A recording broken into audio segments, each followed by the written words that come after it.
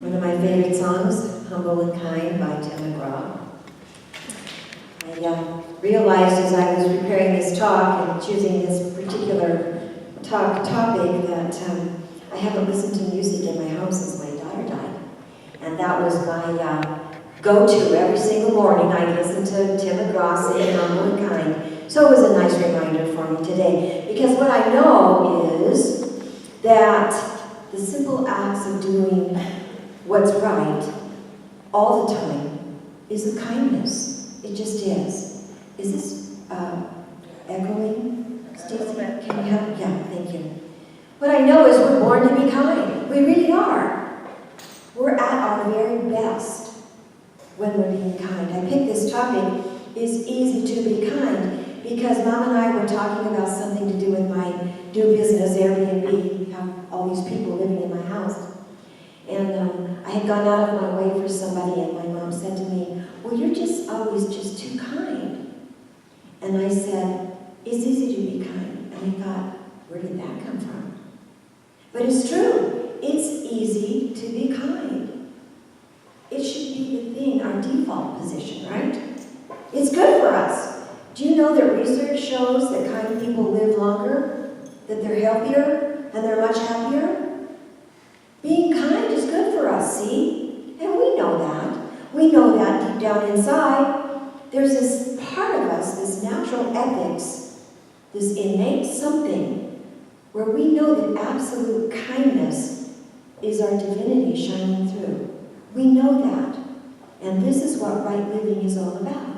It's about living in kindness, see? You've all got that. Most people have a moral compass. Not everybody, but everybody in this room does. Most people have a moral compass, an inner guidance system that they can rely on to be kind, to be caring, to be compassionate, to be loving. It's part of our DNA.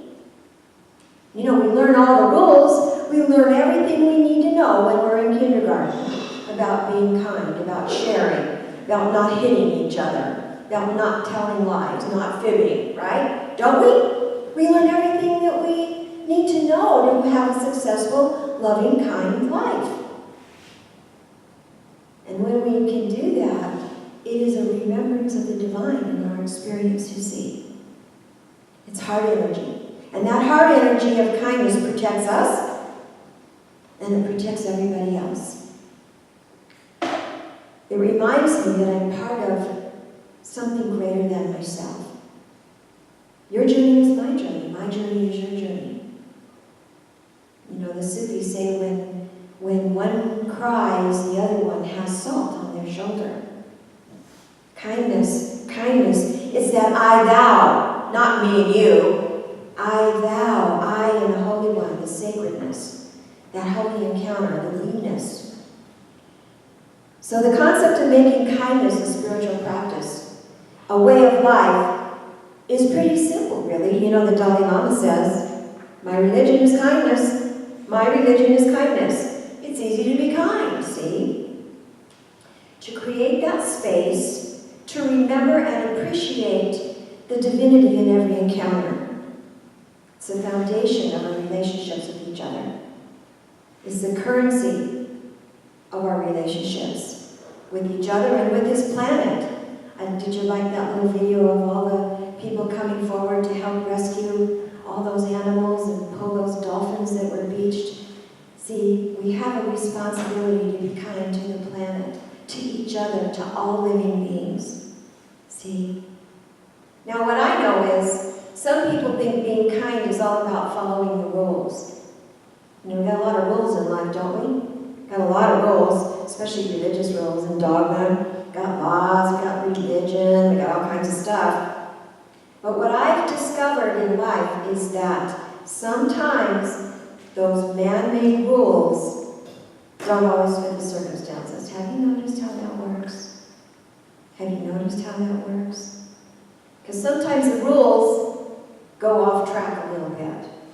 They get fundamental and they get rigid, and they don't always address the exactness of a specific situation. You know, rules are really important. These rules of living to keep life flowing well, so that we don't disrupt the general flow of our communities, and we have positive behavior. And so we all agree that following the rules and being kind to each other and all of that stuff is a pretty good idea. But sometimes, and I love what Jo Borishenko says, she says, the shall nots, thou shalt not, assume their real relationship and their real importance when they make room for the shalls. When we bend the rules a little bit and we look for those awkward moments to be kind. Do you know what I'm talking about? Because there are extenuating circumstances, there are emerging curriculum experiences where it's not obvious that being kind is what is being called for. So we have to allow our hearts to open, to get soft, to become tender, and to choose kindness, even when we'd rather punch somebody in the forehead. Yes? Yes. Choose kind over right. Choose being kind over being right. I love to be right. But it's not always the right decision. What does kindness look like? It's soft. It's gentle. It's clear. It's open. It's patient. It's genuine. It's trusting. It's warm. It's light. And it brings a gentle attitude toward whatever is going on. It's grace. It just is. It's spontaneous. We don't plan it. It's unbidden. It's willingness to enter into whatever that experience is. The Buddhists say, enter into the marketplace with empty hands. I say, enter into the marketplace with kind hands, kind acts, kind thoughts, kind deeds. Engage with life, and this is what I can tell you. Being kind, no matter what. Choosing kindness is an antidote to indifference. If those people hadn't been kind and gone out of their way and stretched themselves to go into that freezing water to rest that little black puppy on that iceberg, and said, oh well, you know, that apathetic attitude toward life, then things perish. So we've got to be on the spot with whatever's going on, see what needs to be done and do it. No agenda, just selfless act. No thought of being rewarded. What am I going to get out of this? What kind of newspaper article are they going to write about me for this thing? You know, how much reward am I going to get for this thing? See, kindness is pretty obvious. It's rescuing puppies, it's serving each other, it's giving, it's helping.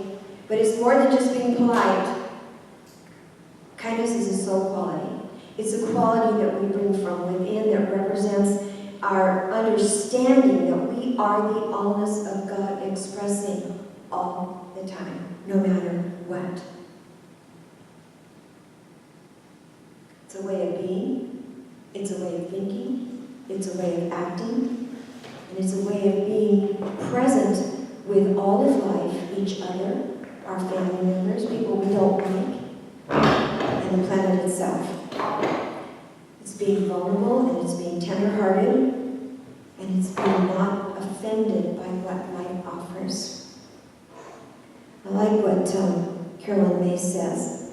She says, one act of kindness, one act of love and forgiveness and compassion can do more in 5 minutes to heal or nurture someone than $10,000 worth of therapy spread over a year. One act of kindness is more beneficial and heals more soul wounds than a year's worth of therapy. How can I respond to this situation, whatever it is, without bringing any more harm to it? I'm going to get to my Carl's Jr. hamburger there in a minute. Got to focus on little acts of kindness. What you can do right now. I bet my mom knows what I'm going to talk about. We got to touch life on life's terms. We don't get to decide how it shows up. And just naturally become a force for good. Right where we are, within our current walk in the world, within the fabric of life on life's terms, whatever that looks like, whatever that is. Because every single act of kindness that we bring forth is a vessel of healing in one way or another. And we don't ever know, generally, what the effect of our kindness is on someone. But it matters. It really does matter. So we have to let our own experience be our stepping stone to express the kindness that we are. We are that. So I'm going to tell you about my lunch at Carl's Jr. Mom and I make a regular habit of going to Carl's Jr. at least 2-3 times a month to get Western bacon burgers. Isn't that what you call it, a Western bacon burger? You know, the burger with the onion ring and the bacon is all yummy and good. We go to the Carl's Jr. over on 17th Street. And this one particular time we were there eating, I was aware of, not apathetic, but I was aware of most of the people in the room, right? And I was especially aware of one young boy, young man, I would say maybe 18, 19, somewhere in that range, kind of pacing around in the Carl's Jr. And because I'm also intelligent, I was aware that probably, most likely, the fact that he had open wounds on his face, and judging by his sort of quirky, spooked behavior, was probably a meth addict. I'm guessing that would be it. That would be my judgment, although I didn't judge it, I just noticed it. And he walked past the table a couple times, sort of agitated. And, I smiled. Kindness, see, people can feel kindness, can't they? People feel kindness. They know kindness. They know kind eyes. They know a kind face. He left. Well, Mom and I finished our Western bacon burgers and we went outside to get in the car. And who should show up but this young man? I'm hungry. Can you please buy my lunch? And I looked at him and I said, sure. Now, I wasn't going to give him any money because that intuitive wisdom of mine that says this kid's a meth addict, I'd rather have him have a hamburger than another fix. So I said, I'll buy you your lunch. Of course, come with me. So we walked in as if he's my own son, and he could have been. Like he's my own grandson, and he could have been. Like he's a member of my family, because he is. Yes? We're all one, aren't we? And I said, okay, order anything you want. And the lady behind the counter looked a little uncomfortable. She wasn't sure how this thing was going to go down. And I said, he can order anything he wants. So he ordered a big chicken sandwich and some fries, and the largest combo thing they've got, and a strawberry milkshake. And the whole time they were filling the order, she said, you want to eat here or take it with you? He said, I'd like to eat in. This is what stuck with me. He said, this means a lot. This means a lot. This chicken sandwich and a strawberry milkshake on that day meant a lot. And he knew instinctively that kind eyes would provide that for him. So this is the deal. Every single act of kindness that we bring forth has infinite consequences. Who knows what the rest of that boy's life's going to be like? But I do know that every single time we're kind, there's a ripple effect.